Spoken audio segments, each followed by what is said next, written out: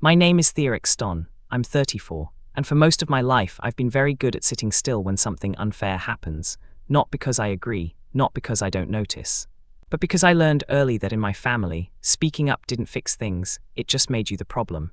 That lesson didn't come all at once, it came in small moments, the kind that look harmless if you're not the one living inside them. Like the time I was 12, and I got second place in a statewide writing competition. I remember holding the certificate in both hands, the paper slightly bent from how tightly I was gripping it. I was proud, not loud proud, but quiet proud, the kind that sits warm in your chest. I showed it to my father. He glanced at it, nodded once and said, "Second's good, means you've got room to improve." Then he turned to my sister Marlene and asked about her math test.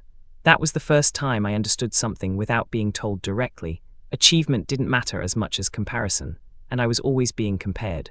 By the time I was 30, that dynamic hadn't changed, it had just become more polished. My father, Gerald, didn't yell, he didn't insult directly, he did something far more effective, he framed reality. At family dinners he told stories, and in every story Marlene was steady, responsible, admirable, and I was not quite there yet. Still figuring things out, he'd say, smiling like it was encouragement. But it wasn't encouragement, it was classification.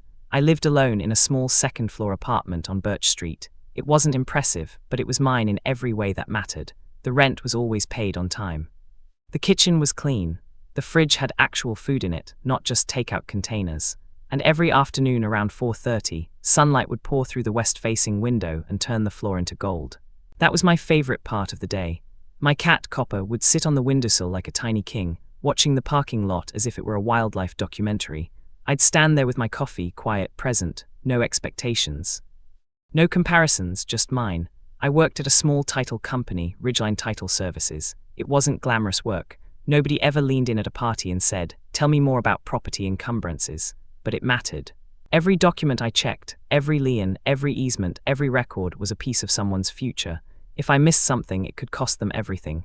So I didn't miss things. That was my skill, not loud, not flashy, but precise.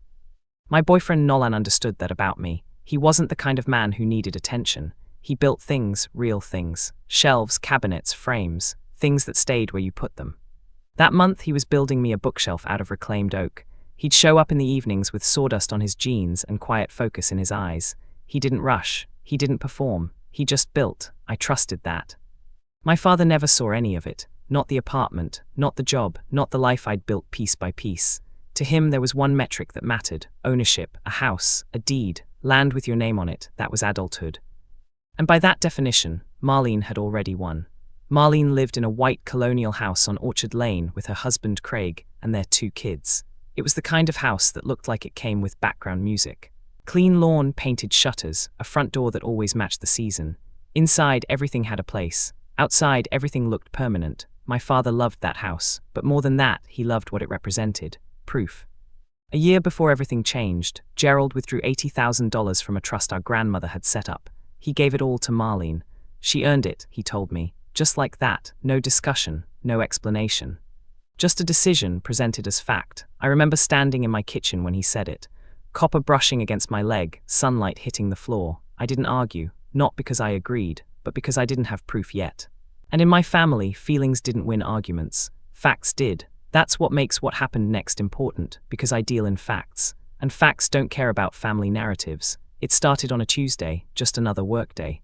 A stack of routine filings. Names, numbers, dates. I was halfway through a batch when something caught my eye. A refinance record. Names, Craig and Marlene. Amount, $340,000. Date, August 14th. I paused. Read it again, then a third time. Because 3 months earlier, Marlene had announced, proudly, publicly, that her mortgage was fully paid off. And my father had celebrated it like it was a life achievement award. But you can't refinance a mortgage that doesn't exist. That's not opinion. That's math. I didn't react right away. That's the thing about me. I don't explode. I verify. 2 days later during lunch, I pulled up the county records. Everything was there, clear, official, public. Cash out refinance, $340,000, not a rate adjustment, not a correction, a withdrawal, which meant one thing: they had taken money out of the house. I sat in my car with the engine off, sunlight cutting across the dashboard, and I did the math. Marlene's original mortgage, around $260,000. My father's gift, $80,000. That should have closed it. Finished it, ended it, but instead, 3 months later, a larger loan, more debt, not less, which meant the $80,000 never went where it was supposed to, it went somewhere else. And suddenly everything I'd heard at family dinners started to feel staged. The praise, the pride, the narrative, all built on something that didn't add up. I didn't call anyone. Not yet. Because once you say something like that out loud, it changes things permanently, and I wasn't ready for that, but something inside me had already shifted. Not loudly, not dramatically, just quietly. Like a door unlocking in a room I didn't realize I'd been trapped in. That night, I sat on my couch with copper sleep beside me, and one thought repeating in my head: if the story isn't true, then what else isn't? And for the first time in my life, I didn't feel small at that table in my father's house. I felt patient, because I had something I'd never had before. Not anger, not resentment, evidence. And I didn't know it yet, but that single discovery was going to change everything about Thanksgiving. The first thing I did after finding the refinance record was nothing. That might sound strange, but when the truth lands quietly instead of dramatically, your body doesn't know how to react. There's no explosion, no shouting, just a shift, like a floorboard creaking under weight you didn't realize was there. I went back inside the office that afternoon like I hadn't just uncovered something that could split my family in half. Diane looked up from her monitor. "You forget your lunch again?" she asked. "No," I said, sitting down slowly. "Just needed some air." She studied me for a second longer than usual. Diane noticed things. That was why she was still the best examiner in the office after 2 decades. "You're pale," she said. "I'm fine." She didn't push. That was her gift. Knowing when to leave something alone. But my screen didn't look the same after that. Every file I opened blurred at the edges. Every number felt heavier, because now I knew something about someone I loved that didn't fit into any clean category. It wasn't just that Marlene lied, it was that she lied strategically. That night, Nolan came over with takeout and a piece of sandpaper in his back pocket. He always had tools on him. Like he didn't trust the world to stay assembled. We sat on the floor eating noodles out of cartons because the table was covered in bookshelf parts. "You're quiet," he said after a while. I twirled noodles I didn't eat. "Can I ask you something hypothetical?" He nodded. "If someone told a lie that made them look successful, and someone else made a big decision based on that lie, how bad is that?" Nolan didn't answer immediately. He leaned back against the wall, thinking. "That depends," he said finally. "On what? On whether the lie was meant to protect something or to take something." That landed hard because this wasn't about saving face. This was about money. Real money, family money. "Okay," I said slowly. "What if it took something?" He looked at me now, fully. "Then it's not a lie anymore," he said. "It's a choice." I didn't sleep much that night, not because I was angry. Because I was recalculating everything. Every brunch, every comment, every time Gerald compared us, every time Marlene smiled like she was winning something I didn't even know we were competing for, and then one memory surfaced. Clear. Sharp, uninvited. It was from June, a Sunday brunch. Marlene was talking about finally being free. No mortgage, no stress, no more debt hanging over us, she'd said, laughing. Craig had been quiet, I remember that now. At the time, I thought he was just tired. Now I realized he'd been sitting there, already knowing they were about to refinance, already knowing the truth, and saying nothing. The next morning, I didn't go straight to work. I drove somewhere else, the county recorder's office, not because I needed more proof, because I needed to see it in person. There's something about physical records, paper, ink, stamps, it makes things feel less deniable. The clerk didn't even look up when I gave the name. "Computer's over there," she said. I pulled the file again. Same numbers, same date, same truth, but this time I printed everything, not just the summary, all 16 pages. Every signature, every clause, every line that said in quiet legal language, "This house was never paid off." I held the stack in my hands, warm from the printer, and for the first time I felt angry, not explosive anger, not shouting anger. Precise anger, the kind that organizes itself. The kind that waits. Thanksgiving was now 12 days away, and I had a decision to make. Tell Gerald now, privately, or wait. I tried to imagine the phone call. "Dad, Marlene didn't pay off her house." Silence, then disbelief. Then defense, then Marlene crying. Then me becoming the problem. I knew how that script went. I'd lived versions of it my entire life. Gerald didn't respond to information. He responded to presentation, to moments, to optics. He needed an audience to believe something, which meant, if I told him privately, he might never believe me. But if the truth showed up in the same room as his pride, that was different. I folded the papers carefully, put them in an envelope, and this time I took them home. Days passed, normal on the outside, not normal on the inside. Marlene texted about menu details. "Don't forget the salad." Gerald texted reminders, "Be on time." Like I was still 16, Like I was still trying to earn a seat at a table I'd already paid for in ways he never counted. Ruth called again that week. "You've been quiet," she said. "I've been thinking." "That usually means trouble," she said calmly. I smiled a little. Did Dad ever misunderstand things growing up? Ruth didn't answer immediately. "He didn't misunderstand," she said finally. "He decided." That sentence stayed with me.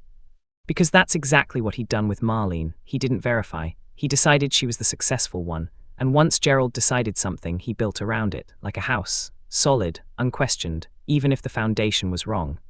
3 days before Thanksgiving, something unexpected happened. Craig called me. He had never called me directly before, not once. I stared at my phone for a full 10 seconds before answering. "Hey," he said. His voice sounded tired. "Hey," long pause. "You work with property records, right?" There it was, the crack. Yes, another pause, then he exhaled. "Okay," that one word carried everything. Fear, resignation, guilt. "You saw it," he said, not a question, I didn't lie.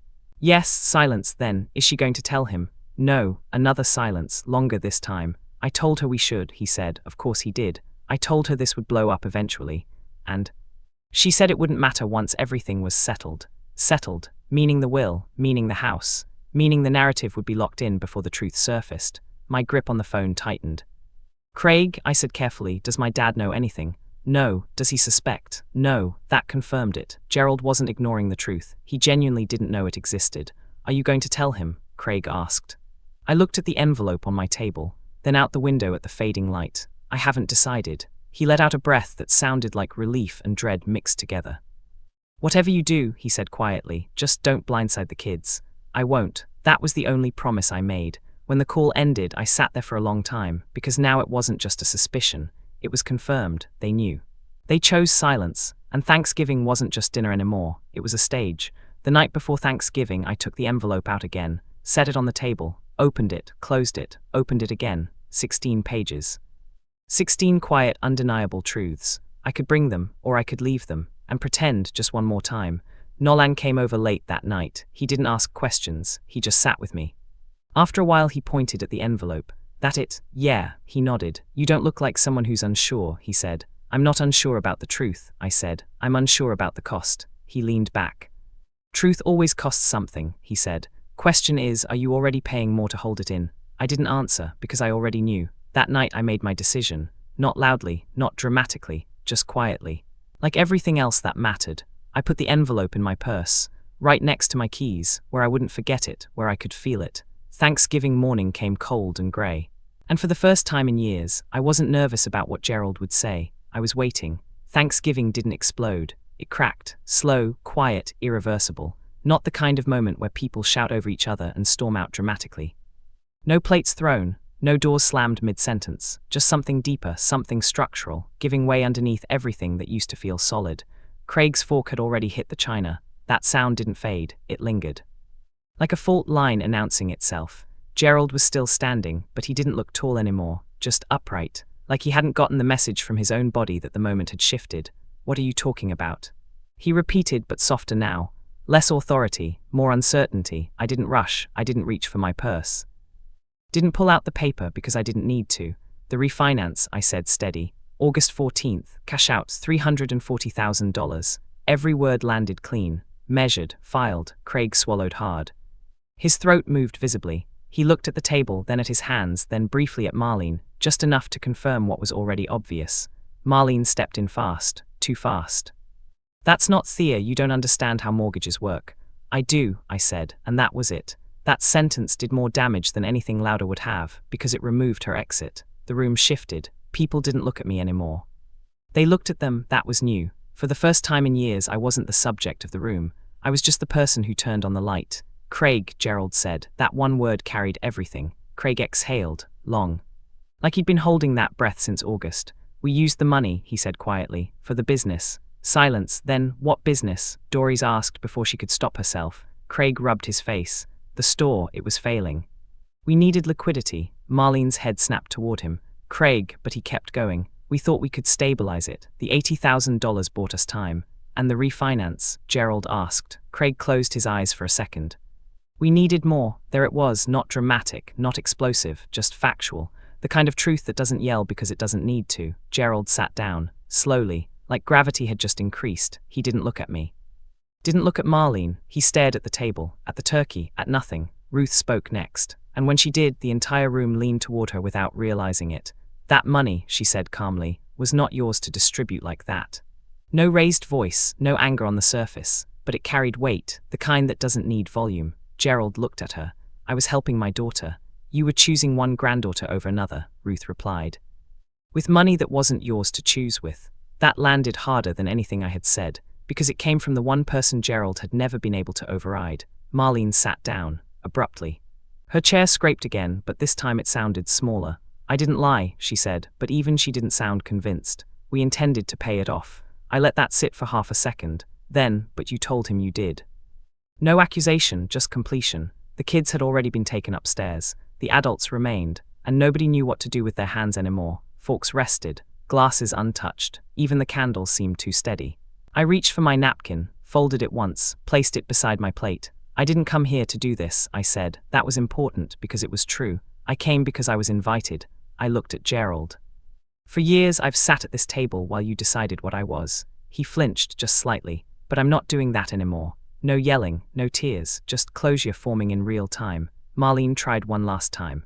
This is unbelievable. You're doing this over money. I looked at her. Finally, fully. No, I said, I'm doing this over truth. And that was the moment, not the fork, not the question. That, because something in the room understood. This wasn't about $80,000 or $340,000. It was about who gets to define reality and who doesn't. I stood. Nolan stood with me instantly. No hesitation. No cue needed. I picked up my purse. The envelope stayed inside, unopened, unneeded. Ruth looked at me. Come tomorrow, she said. We're not finished. I nodded. I know. Gerald finally spoke. Thea, but he didn't finish. Because he didn't have the words yet. Maybe he never would. We left, quietly. No slammed doors, no dramatic exits, just walking away. Outside the air was cold, sharp, real. I breathed in deeply. And for the first time all day, it felt like mine. The next day wasn't loud either. It was quieter than expected, like the world had already processed something I was still catching up to. Nolan made coffee. Copper sat on my chest like nothing had changed. And for a moment, nothing had, but everything had. Ruth's kitchen at 10 a.m. felt different, not tense, not emotional, just intentional. Gerald was already there, sitting smaller. Less certain. Ruth didn't waste time. I'm removing you as trustee, she told him. Direct, final, no discussion. Gerald didn't argue. That might have been the biggest shock of all. Your share will be restored, she told me. I nodded. Not grateful, just acknowledged, because it wasn't a gift, it was correction. Then Gerald looked at me, really looked, for the first time in a long time. You could have told me, he said. I met his eyes. You could have asked. That was it. That was the entire conversation, but it said everything. 3 weeks later, life didn't fall apart. It reorganized. Work stayed the same. Diane knew without asking. Nolan built the second shelf. Marlene sent one message. I didn't reply. Craig called. We ended it clean. Gerald changed. Not overnight, not dramatically, but subtly. Like someone realizing the map they've been using is wrong. Christmas 4 people, 1 table, no speeches, no hierarchy, just food, conversation, presents. Ruth gave me a place card. Handwritten, my name, clear, intentional. Why here? I asked, closest to the kitchen. She smiled. That's where family sits. And for the first time, I believed it. Last Thanksgiving, I was the failure at the table. This Christmas, I chose my seat. And that made all the difference. Some truths don't need shouting. Some questions don't need proof. And sometimes, the strongest thing you can do is stop playing a role you never agreed to. That's where the story ends, not with revenge. Not with victory, but with something better.